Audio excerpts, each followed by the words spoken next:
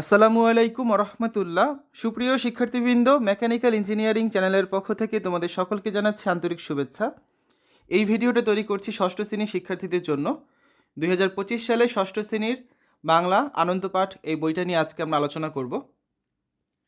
জাতীয় শিক্ষাক্রম ও পাঠ্যপুস্তক বোর্ড কর্তৃক 2021 শিক্ষাবর্ষ থেকে ষষ্ঠ শ্রেণীর পাঠ্যপুস্তক রূপে এই বইটা কিন্তু নির্ধারিত হয়ে আসছে, যেটা 2025 শিক্ষাবর্ষের জন্য এবার কিছুটা পরিমার্জিত করে তোমাদের দেওয়া হচ্ছে।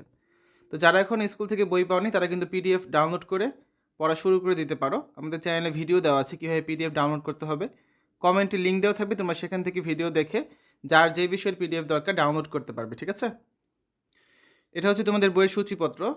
যেই বিষয়গুলো রয়েছে: সাত ভাই চম্পা, দক্ষিণারঞ্জন মিত্র মজুমদারের লেখা, আলাউদ্দিনের চেরাগ হুমায়ুন আহমেদের লেখা, হালিমা খাতুনের লেখা আষাঢ়ের এক রাতে, খান মোহাম্মদ ফারাবির লেখা মামার বিয়ের বরযাত্রী, আবুল মনসুর আহমেদের লেখা আদু ভাই, তারপর হচ্ছে মারুমার রূপকথা হলুদ টিয়া সাদা টিয়া, একটি সুখী গাছের গল্প, অতিথি, রবীন্দ্রনাথ ঠাকুরের একটা নাটিকা রয়েছে অমল ও দইওয়ালা, মুহাম্মদ আব্দুল হায়ের একটা ভ্রমণ কাহিনী রয়েছে বিলাতের প্রকৃতি।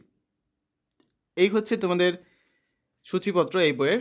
যদি আমরা একটা গল্প দেখি, সাত ভাই চম্পা, শুরুতেই হচ্ছে একটা ছবি দেওয়া থাকবে, তারপর হচ্ছে গল্পটা থাকবে এবং গল্পের শেষে গিয়ে দেখবে যে এখানে লেখক পরিচিতি থাকবে। ঠিক আছে, তারপর পাঠ পরিচিতি থাকবে বা এই গল্পটার মূল ভাব থাকবে, তারপর থাকবে হচ্ছে কিছু শব্দার্থ টিকা এবং শেষে থাকবে একটা অনুশীলনী। এই অনুশীলনীতে হচ্ছে অনেক সময় দেখবে প্রশ্ন থাকতে পারে।